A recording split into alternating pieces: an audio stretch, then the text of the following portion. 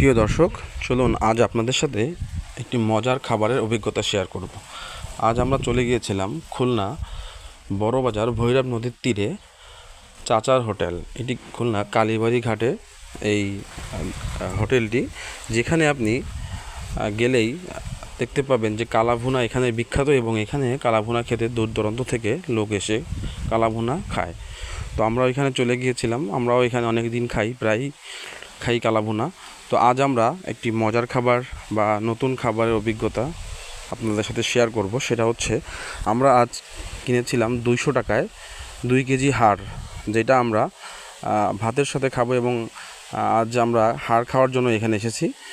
পরে 2 বাটি মাংস নিয়েছিলাম, বাট হাড় বেশি আমরা খেয়েছি।